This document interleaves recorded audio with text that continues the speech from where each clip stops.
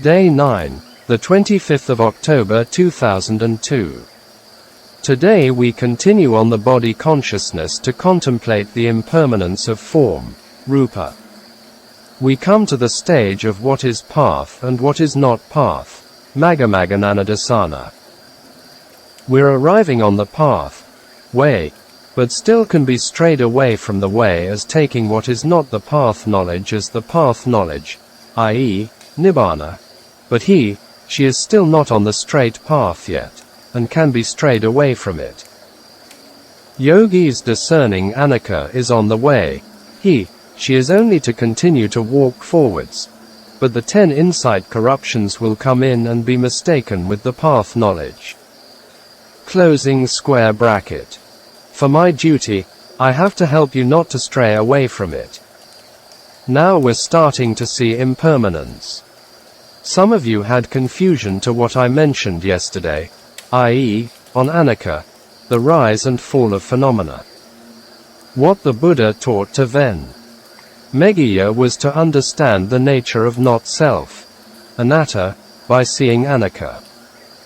In Mogik Sayadaw's talk, Sabbe Sankhara Anicca, all conditioned phenomena are impermanent. It's by causes whatever arising Dhamma is. The result Dhamma is called Sankhara. These words, anicca, unstable, rise and fall, etc., are the same meanings. The Burmese word for anicca is falling apart, vanishing. So some of you think that this is only anicca. Changing one by one, vibrations, etc., are also anicca. Establish samadhi for sometimes. Samadhi itself can't give you the path and fruit, magga, phala, and only vipassana. If you want to drink water and have to use the cup, but you only drink the water with the cup of samadhi and you're taking the water of wisdom. Therefore, establish samadhi. The most important point is sati. So, stick with sati.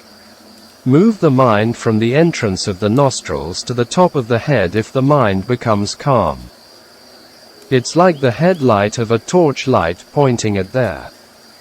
That means not moving the mind here and there. Note, the teacher himself was quite a learned person and had extensive knowledge and a practical man. He himself had experiences with U-Bar Kin's system, but also extensively used Mogik Sayadaw's talks in his teachings. Here I am not presenting a fixed system. People can use whatever methods they like. I am only presenting the process of a practice so that people can correct themselves in their practices without a teacher. Mogik Sayadaw's talks were also not a fixed system. He used his Abhidhamma and Sutta's knowledges with direct experiences to clear the path. His central teachings were focused on Paticcasamuppada, which was the heart of the Buddha Dhamma. Closing square bracket. It's like the example of a tiger hidden behind a bush and waiting to catch its prey. In the same way, the yogi's Nana tiger is hidden behind the samadhi bush and waits to catch the kanda prey appears. We're contemplating form, so that seeing the changes of form elements. It's not only changing now. It changes all the time. Before we didn't know how to do it and not seen it. Maybe you can feel the sensations spreading to the whole face or to the whole body. Maybe your laps, waist, chest, etc. are becoming tight and stiff like pressing with a wooden plank. Or the chest is like supporting with an iron bar, or the feet are poking with a stick, etc. The 4 great elements show their changing nature, viparinama lakkhana, i.e., characteristics of change in many different ways. These are the nature of earth element arises. This is the impermanence of earth element. It did not exist before, and now it's arising. Before, it existed. After that it vanished. Then the new one arises at the place. the old one disappears and a new one appears at the same place. For you to see this nature I showed you by breaking a stick. After the breaking and the broken stick appears and at the same time the good one disappears. We think that the arising and vanishing are separated. It doesn't. At the arising place of the broken one, the good one vanishes. If something arises, something vanishes. In the arising nature includes the vanishing nature. Not to contemplate as the arising is before and the vanishing is after. By using logic, it could be confused. It depends on from which point we see it. With the Dhamma process, it's very clear. The relational condition, Patthana, describes it clearer and profound. In the Dhamma process, cause right pointing arrow effect, cause, right pointing arrow effect, e.g. feeling, cause, right pointing arrow craving, effect. Craving, cause, right pointing arrow clinging, effect, etc. Closing square bracket. You have to make it clear in your mind. The arising is replacing the old one. When a physical tightness arises and the non-tightness before is not existing anymore. In the beginning of sitting was no pain-neutral feeling, upekkha vedana. Later painful feeling arises.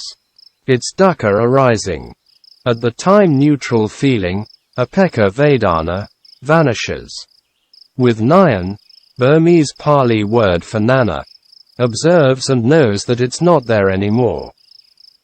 If something arises and something exists before is not there, abandoning its nature is called impermanence. So, something arises and one thing vanishes. And don't look for it. This is one kind of impermanence. Another kind is a Dhamma, phenomenon, arises. It has movements and not calm. Like vibrations and bubbles. These are also impermanent, arising and vanishing one by one. It's too fast that you can't observe one by one. Within a second forms are arising and vanishing 5,000 billion times and minds are 100,000 billion times.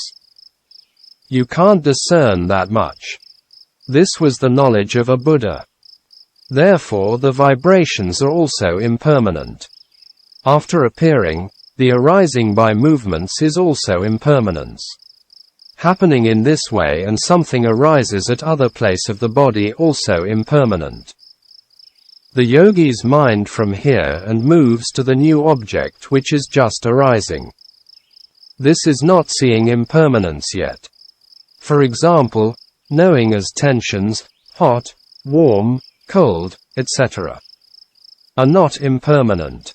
So, don't use concepts and will become confusion. Knowing it as khandha arises. You lost your mindfulness, sati, if you don't catch it on. Something is already gone if something arises. Therefore, whatever arises is impermanent, and taking it as anicca. Try to catch on the beginning. As example, a pain becomes bigger and more painful. These are changing phenomena. So, movements and changes are also impermanent. The smaller one disappears and the bigger one appears. It is eternalism, sasata ditthi.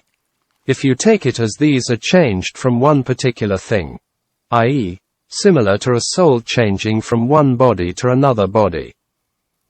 This is a phenomenon of that one vanishes and another one arises. The smaller one, sensation, has already disappeared. All these are khandha arising and khandha vanishing. It arises and vanishes on its own nature, that nothing to do with me. You don't have to go in and feel it. Contemplate it as a stranger, alien, prato. I am talking about the changing of knowledge. These are khandha arising and vanishing. It is nothing to do with me, and quite a different thing. This is called contemplating with distancing from the objects. Someone's child has car accident. It's not relating to you and you do not feel sorrow because the child is a stranger for you. If she is your own child, you will suffer. Try to get the beginning. Watch and observe how it changes. This is observing and seeing the continuous process you have to follow to the end until it stops. Know it as contemplating of impermanence. It arises one by one. Follow the changing process to the end. If you are unable to contemplate by distancing from it and ditthi is stuck with you. Following and contemplating the strong unpleasant feeling is like a hunter follows the foot tracks of a prey.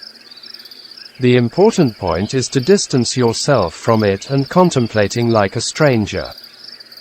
One thing which you have to be careful is not enduring the pain by repeating anicca, anicca, etc. This is not knowledge but resistance to the pain. You must not contemplate with the desire of wanting the pain to go away.